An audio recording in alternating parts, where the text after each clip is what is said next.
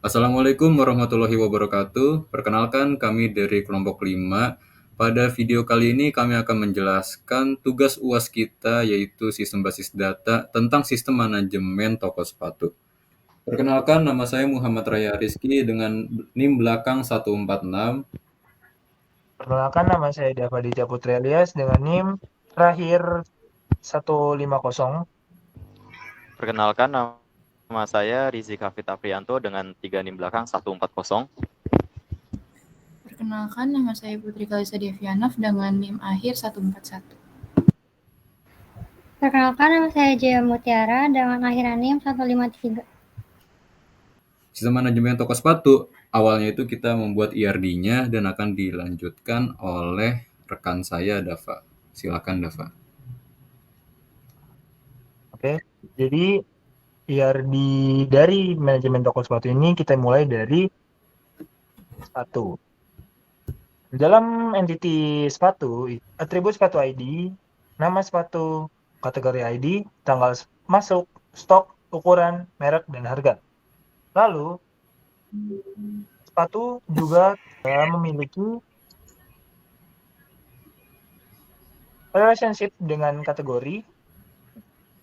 Kategori mempunyai nama kategori dan kategori ID. Lalu juga memiliki relationship dengan entity merek.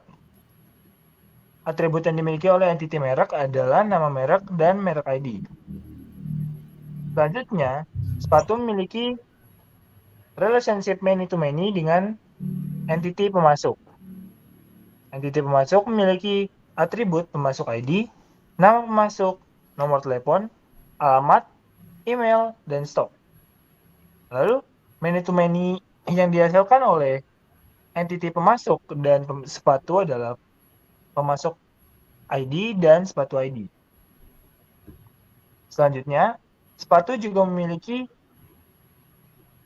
relationship one to many dengan entity ulasan. Atribut yang dimiliki oleh entity ulasan adalah rating, komentar, tanggal ulasan, pelanggan ID, ulasan underscore ID, dan sepatu ID. Selanjutnya, sepatu juga tercantum pada detail transaksi. Entity detail transaksi itu ada detail ID, jumlah, subtotal, sepatu ID, transaksi ID, dan harga satuan. Selanjutnya, entity lain yang memiliki relationship adalah pelanggan. Pelanggan memiliki atribut nama pelanggan, pelanggan ID, alamat, email, nomor telepon. Pelanggan memiliki relationship one to many dengan atribut transaksi.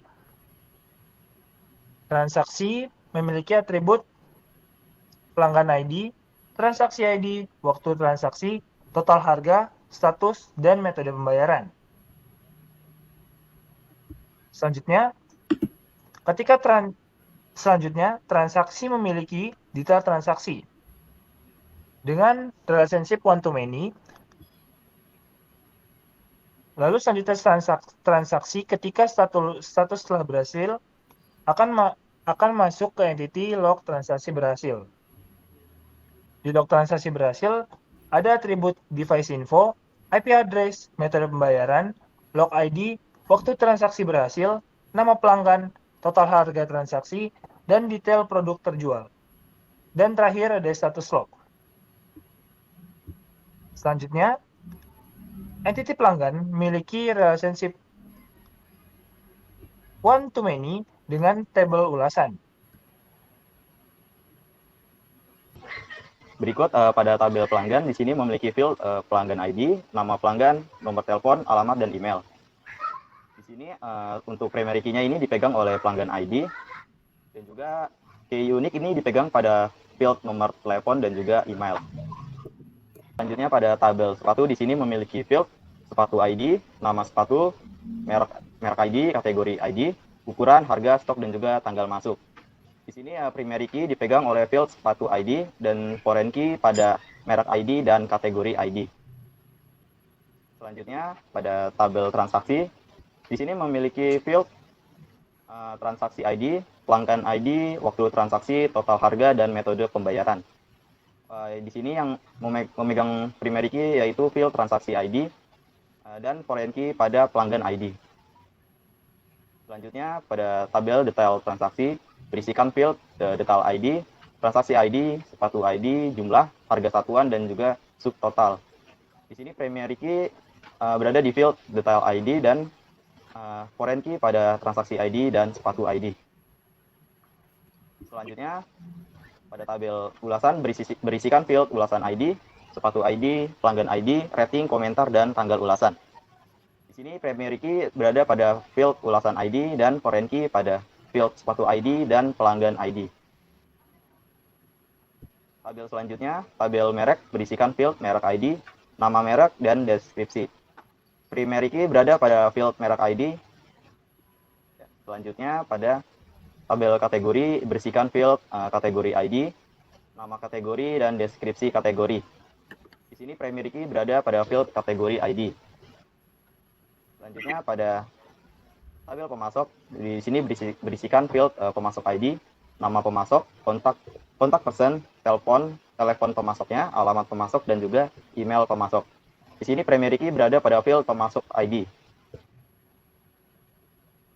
Selanjutnya, pada tabel pemasok sepatu berisikan field pemasok ID, sepatu ID, tanggal pasca terakhir, dan harga beli.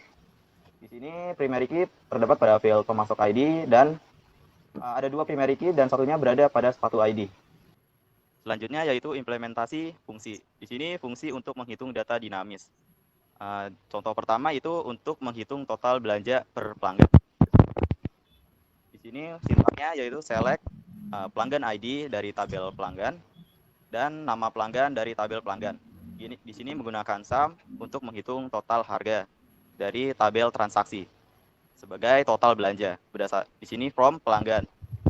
Menggunakan fungsi join, ini join transaksi on mengambil pelanggan ID berdasarkan pada tabel pelanggan dan juga tabel transaksi. Di sini group by pelanggan ID dari tabel pelanggan dan nama pelanggan dari tabel pelanggan. Berikut merupakan output yang dihasilkan. Selanjutnya, yaitu penerapan fungsi untuk menghitung rata-rata rating setiap sepatu berdasarkan ulasan. Di sini select sepatu ID dari tabel sepatu dan nama sepatu dari tabel sepatu. Di sini menggunakan AFG untuk menghitung rata-rata rating yang diberikan dari tabel ulasan. As sebagai rata-rata rating from sepatu. Di sini menggunakan left join untuk mencari sepatu ID dari tabel sepatu dan dari tabel ulasan. Di sini menggunakan left join karena untuk melihat semua sepatu yang ada pada tabel sepatu, walaupun pada tabel sepatu belum mendapatkan rating ulasan. Berikut merupakan output yang dihasilkan.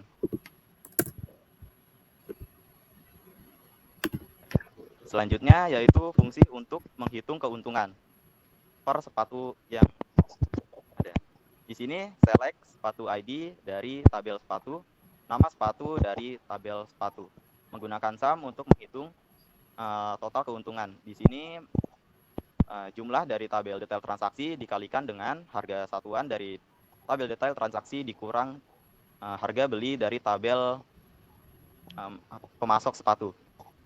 From sepatu. Di sini menggunakan fungsi join untuk mencari field sepatu ID dan sepatu ID dari tabel sepatu dan detail transaksi.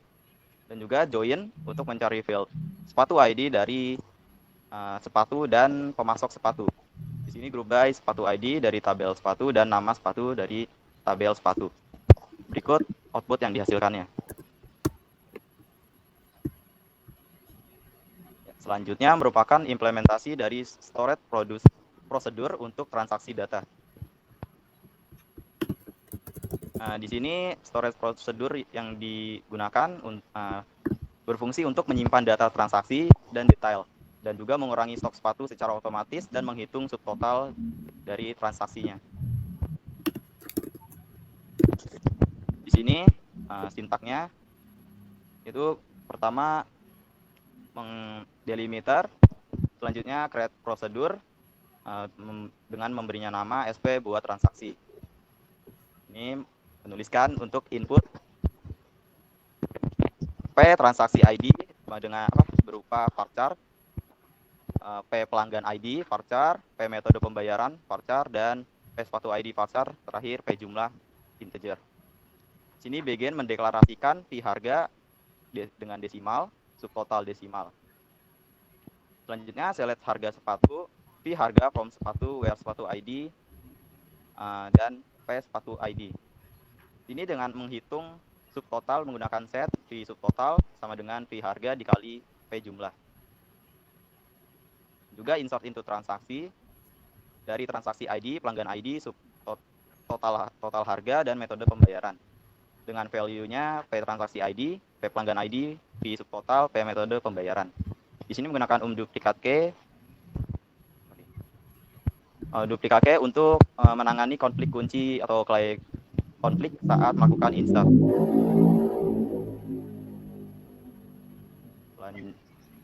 Selanjutnya ada insert into detail transaksi dari detail ID, transaksi ID, sepatu ID, jumlah harga satuan, dan subtotal.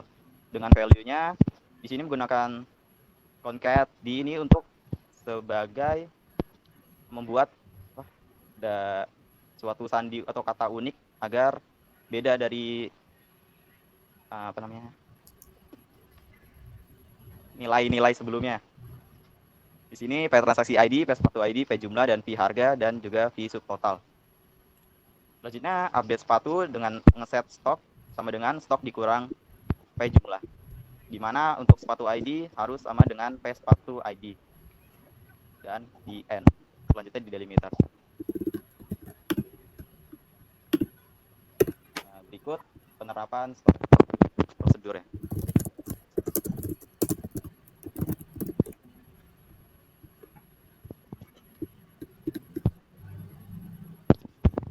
Nah, di sini ada contoh pengimplementasikannya, yaitu memanggil SP buat transaksi. Diisi dengan data T202 4010, T003 menggunakan kartu kredit, S002 dengan jumlah 2. Di sini pada tabel transaksi telah bertambah pada baris T0204010. Melihat hasil SP dari tabel sepatu. Di sini berkurang 2 karena sudah dikurang pada SP sebelumnya. Sehingga menghasilkan stok sisa 12. Lalu selanjutnya adalah trigger. Trigger yang pertama adalah before insert detail transaksi. Jadi trigger before insert detail transaksi dijalankan ketika sebelum memasukkan data ke dalam sebuah table detail transaksi. Tujuan trigger ini adalah menghitung subtotal secara otomatis berdasarkan jumlah dan harga satuan sebelum data dimasukkan ke dalam table transaksi. Lalu, memeriksa apakah stok sepatu di tabel sepatu mencukupi untuk jumlah yang diminta dalam detail transaksi. Logikanya, set neo jumlah sama dengan neo jumlah dikali neo harga satuan itu adalah untuk menghitung subtotal secara otomatis. Selanjutnya, query select stock from sepatu, where sepatu ID sama dengan neo sepatu ID, memeriksa stok sepatu. Jika stok kurang dari neo jumlah, maka transaksi dibatalkan dengan pesan error menggunakan signal state 45.000. Efeknya, ketika trigger ini dipicu, memastikan data tidak bisa masuk ketika stok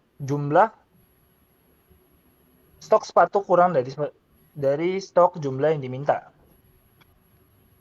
Lalu, percobaannya adalah sebagai berikut. Ketika insert into ke dalam tabel detail transaksi.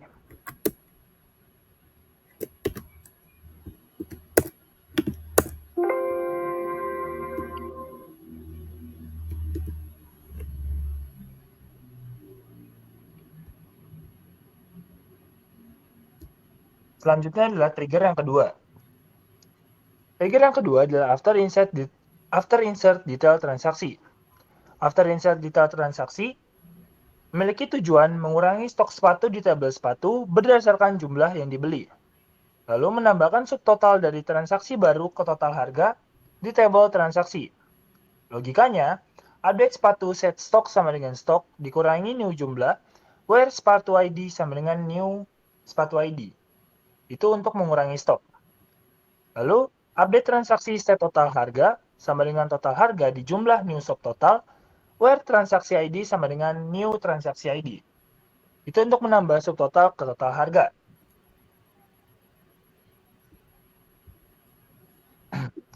Trigger ini akan terpicu setelah operasi insert berhasil ke dalam sebuah tabel detail transaksi. Berikut adalah contoh ketika after detail transaksi dijalankan.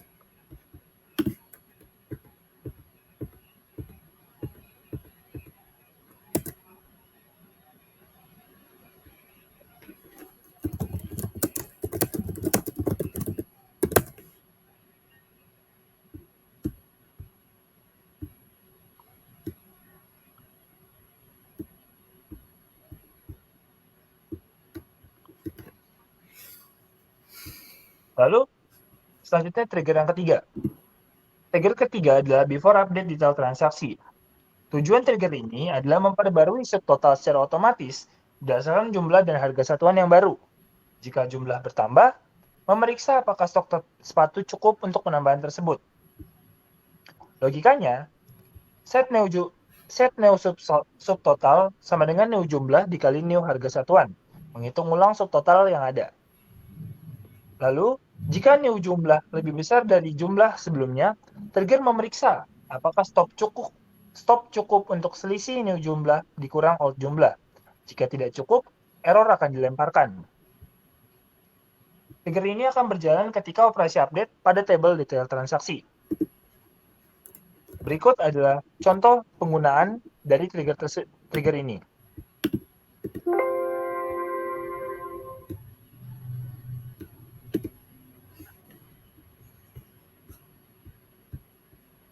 Lalu, trigger keempat.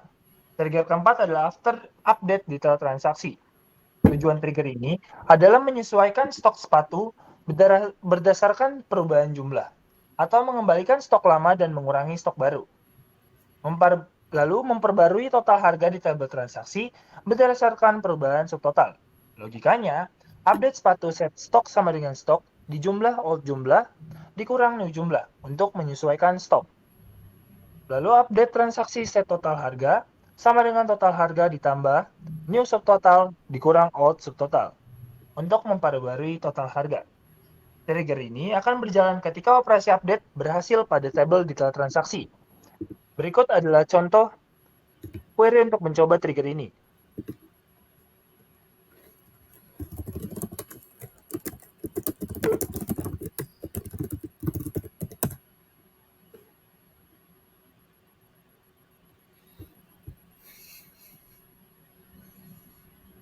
Lalu trigger yang terakhir. Trigger yang terakhir adalah after delete detail transaksi. Tujuan trigger ini adalah untuk mengembalikan stok sepatu yang sebelumnya dikurangi saat transaksi dihapus.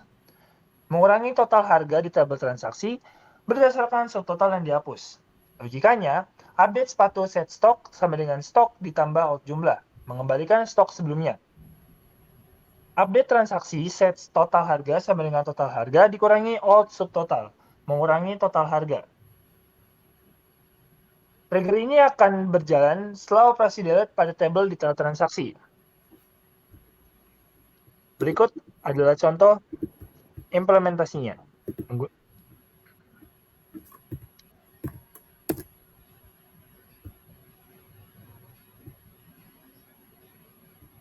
Selanjutnya adalah coalesce. Coalesce ini berguna untuk mencari data yang tidak ada isinya atau null. Pada contoh, kita akan memilih nama pelanggan, alamat, dan email. Lalu coalesce akan melemparkan tulisan tidak ada alamat ketika pada kolom alamat dan tidak ada email pada kolom email. Berikut adalah contoh output yang dihasilkan dari query-nya.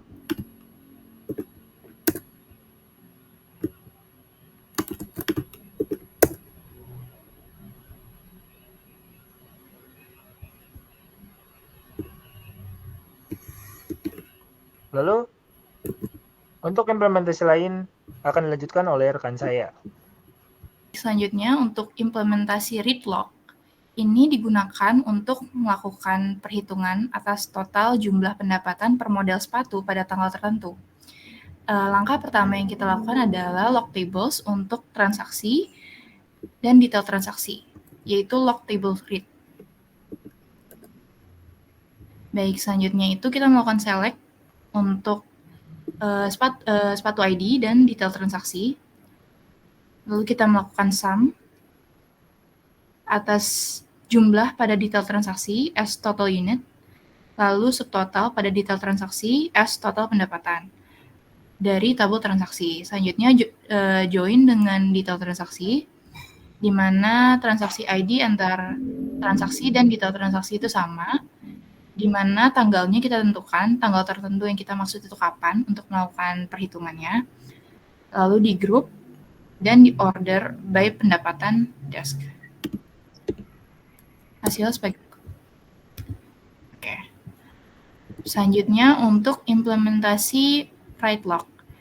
Di sini dilakukan untuk memastikan stok tidak diubah di sesi lain saat melakukan pengecekan dan pengurangan stok, sama seperti di trigger, tapi ini bukan otomatis. Jadi di sini kita select dulu, kita log tables dulu untuk sepatu, transaksi, dan detail transaksi. Lalu kita melakukan select secara manual untuk mencari tahu banyak stok pada sepatu ID dengan kode S001. Selanjutnya kita update set stock ID -2 where sepatu ID sama dengan S001 and stock lebih dari 2. Oke, itu hasilnya sudah ada, baru kita unlock habis itu.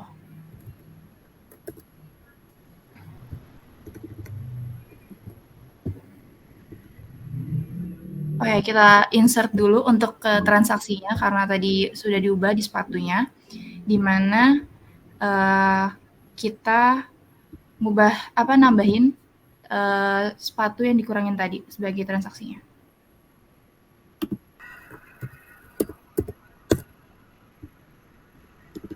Baik, selanjutnya untuk TCL atau Transaction Control Language. Ini untuk mengurus berbagai transaksi pada database. Implementasi yang dilakukan adalah awalnya itu dilakukan start transaction, dan kita di sini melakukan save point dulu sebelum diskon. Selanjutnya kita melakukan select kategori from kategori, where nama kategori sama dengan olahraga. Di sini kita nge-establish dulu kategori apa yang kita mau gunakan untuk diberikan diskon. Di sini munculnya K001, lalu kita melakukan update sepatu.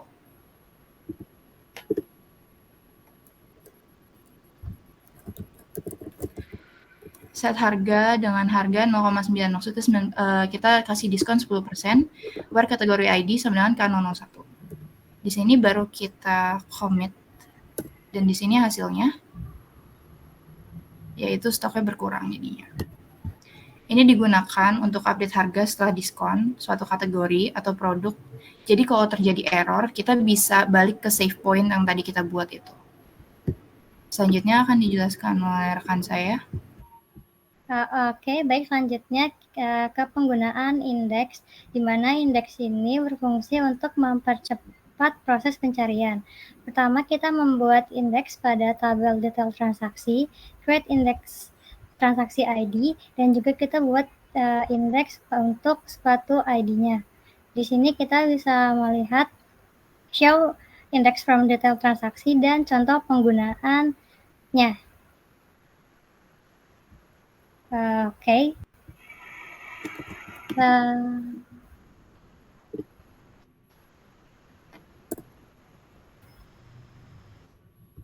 berikut hasil penggunaannya. Lalu selanjutnya kita juga membuat create unique index pada tabel kategori yang menggunakan nama kategorinya. Nah, berikut contoh pengimplementasinya.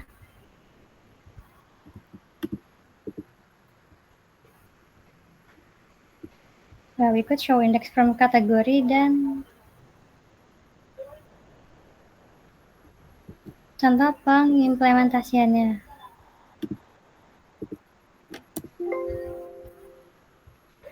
Berikut tidak error karena pada data sebelumnya sudah ada nama kategori olahraga.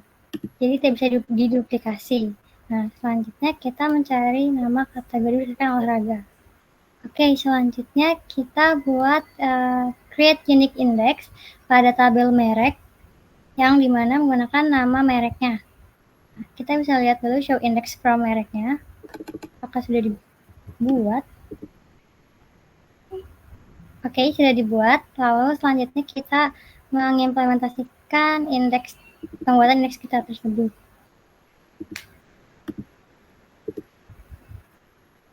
Nah, berikut contoh pengimplementasiannya. Selanjutnya kita juga membuat 2 unique index pada tabel pelanggan yang menggunakan email dan nomor telepon. Berikut menampilkan indeks from pelanggannya.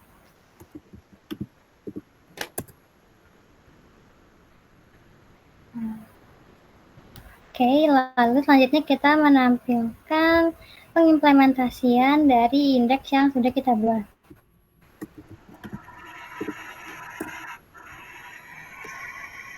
Nah, selanjutnya kita juga membuat 2 unique index pada tabel pemasok, di mana unique index itu digunakan pada tabel email pemasok dan nomor telepon pemasok. Berikut kita melihat indeks from pemasoknya.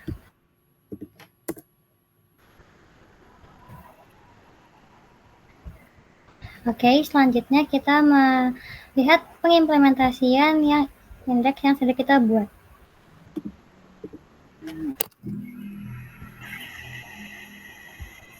Selanjutnya, kita juga membuat indeks pada tabel pemasok sepatu, di mana indeksnya ini untuk tanggal pasok. Berikut kita melihat indeks dari pemasok sepatunya.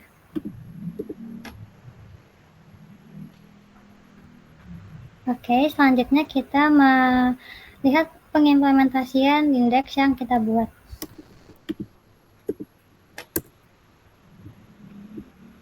Oke, selanjutnya kita membuat 3 indeks pada tabel sepatu, di mana indeksnya ini untuk kategori ID, merek ID, dan ukuran sepatunya. Oke, kita melihat indeks dari sepatu tersebut.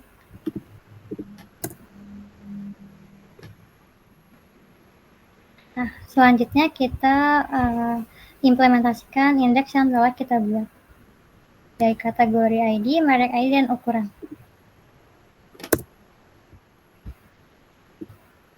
Oke, selanjutnya kita juga membuat 2 indeks pada tabel transaksi, yaitu indeks untuk pelanggan ID dan waktu transaksi. Berikut indeks dari tabel transaksi. Nah, selanjutnya kita mengimplementasikan indeks yang sudah dibuat.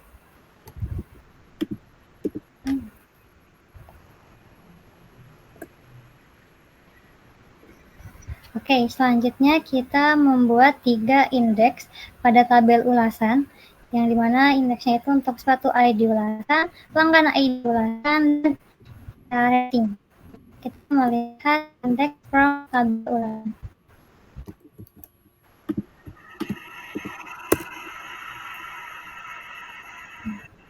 Oke, selanjutnya kita mengimplementasikan indeks yang sudah kita buat untuk sepatu ID, pelanggan ID, dan rating. Oke, selanjutnya akan dilanjutkan oleh teman saya. Oke, selanjutnya kita akan menuju pada database administration. Pada database administration, saya di sini membagi usernya menjadi 4 dan juga role-nya menjadi 4. Ya, user pertama adalah toko admin dengan role admin. Selanjutnya ada toko kasir dengan role kasir. Selanjutnya ada toko inventaris dengan role inventaris, dan yang terakhir adalah laporan dengan role laporan. Setelah user dan role dibuat, kita akan memberikan privilege untuk admin tersebut dan juga untuk role-role lainnya. Di sini untuk admin role, kita akan meng-grant privilege yang berupa semua akses pada database toko sepatu. Jadi semua tabelnya bisa diotak-atik oleh si admin ini. Selanjutnya privilege untuk kasir. Kasir itu dia bisa men-select semua data di toko sepatu, dia bisa mengupdate stok pada table sepatu, dia bisa menginsert dan juga update pada table pelanggan, dan dia juga bisa insert, update, delete pada table detail transaksi, dan dia juga bisa delete, insert, update, dia juga bisa insert, update, delete pada table transaksi. Selanjutnya pada role inventaris, privilege dia select dan juga insert, update, delete pada table sepatu, pada table pemasok sepatu, pada table merek, pada table kategori, dan juga pada table pemasok. Dan yang terakhir merupakan role laporan yang privilege-nya hanya select. Langsung saja di sini dipraktikkan untuk login sebagai adminnya.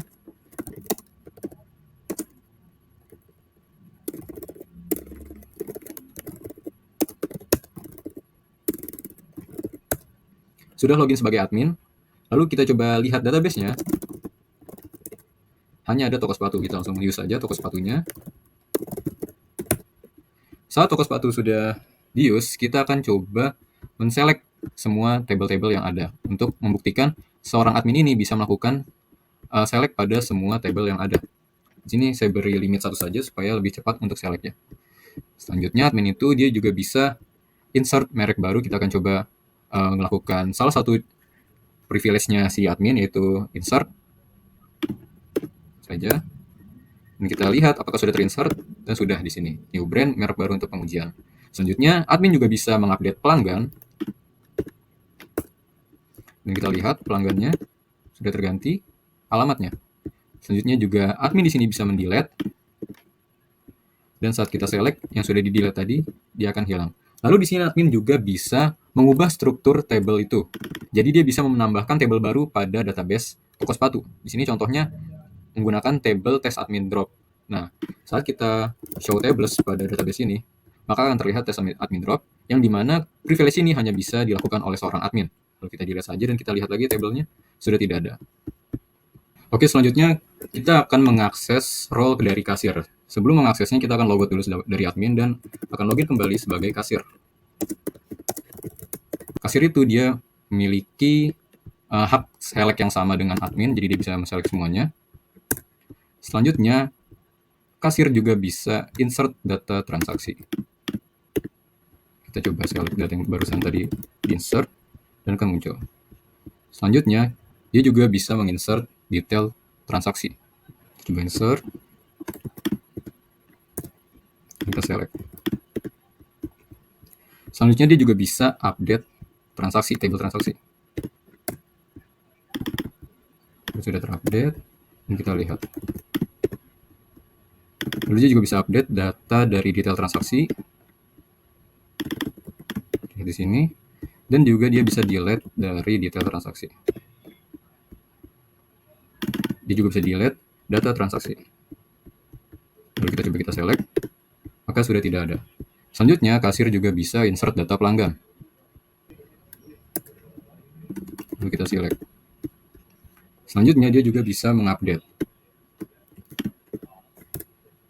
Kita cek data pelanggannya. Sudah berubah. Kasir tidak bisa mendelete data pelanggan karena dia tidak diberikan privilege untuk mendelete data tersebut. Nah, kasir di sini tidak bisa menginsert data sepatu karena kasir tidak diberikan privilege untuk menginsert data sepatu di table sepatu. Dia juga tidak bisa mendelete seharusnya. Dan juga tidak mengupdate stok dari sepatu karena misalkan kita lihat di show privilege yang sebelumnya, kasir itu hanya diperbolehkan untuk mengupdate stok daripada sepatu. Hanya boleh mengupdate stok daripada sepatu. Saat kita select, maka sudah berkurang stoknya. Kita coba update. Maka tidak bisa karena kasir hanya bisa mengupdate stoknya. Selanjutnya kita akan login sebagai inventaris. inventaris dapat menginsert data sepatu baru. Kita coba insert kan data sepatu dari inventaris. Oke, sudah masuk dan datanya sudah masuk. Lalu kita coba update stoknya menjadi 60. Lalu kita select lagi. Data stok sudah jadi 60. Selanjutnya kita akan coba delete data sepatu. Maka sudah terdelete. Jadi privilege daripada inventaris ini dia bisa melakukan insert, update, delete, dan juga select terhadap table sepatu. Selanjutnya kita akan coba untuk di table merek. Inventaris punya privilege untuk menginsert data merek. Kita select, maka sudah terinsert. Dan juga inventaris punya privilege untuk update data merek. Lalu, inventaris juga punya privilege untuk mendelete data merek. Selanjutnya, inventaris juga punya privilege untuk mendelete pemasok, untuk insert pemasok. Kita coba lihat pemasoknya sudah ada. Selanjutnya kita akan coba delete pemasoknya. Coba kita cek lagi, maka sudah terhapus. Inventaris juga bisa melakukan select ke semua table yang ada. Selanjutnya kita akan coba login sebagai pelaporan, role pelaporan. Pada role laporan ini, dia hanya punya privilege untuk menselect semua data yang ada. Jadi, role pelaporan ini dia tidak punya privilege untuk insert, update, dan juga delete terhadap table-table lain. Dapat terlihat di sini dia bisa select semua table yang ada, namun dia tidak bisa menginsert satupun data terhadap table-table yang bisa dia select. Atau di sini terhadap pelanggan. Maka akan ke deny karena dia tidak punya privilege-nya. Contoh kita akan coba update data sepatu. Maka dia juga tidak bisa. Dan juga dia tidak bisa delete data transaksi. Selanjutnya kita akan beralih ke MongoDB untuk data NoSQL-nya. Dapat terlihat di sini untuk data yang tersimpan pada MongoDB merupakan data yang cenderung dinamis, yaitu log transaksi berhasil. Kenapa dia dinamis? Karena setiap field dari log transaksi berhasil ini memiliki struktur yang berbeda-beda, dan juga dia memiliki struktur yang berbeda dari SQL. Seperti di sini dia punya array, dan juga dia bisa berbeda-beda tipe datanya. Contoh di sini kita akan melakukan find daripada data log transaksi berhasil. Di sini terlihat struktur dan juga data-datanya. Lalu coba kita insert satu data. Untuk menambahkan satu data pada MongoDB, kita menggunakan query insert one. Di sini kita akses dulu db.logtransaksiberhasil.insert1. Lalu kita destructure atribut-atribut apa saja yang ada dalam table tersebut. Lalu kita coba insertkan dan coba kita lakukan select. Maka sudah ada datanya tadi. Lalu kita coba update. Kita coba update. Lalu coba kita select lagi. Maka sudah terganti. Selanjutnya akan kita coba untuk delete. Lalu kita select lagi. Dan data sudah terhapus. Oke, kurang lebih segitu saja presentasi dari kelompok kita. Kurang lebihnya mohon maaf. Wassalamualaikum warahmatullahi wabarakatuh.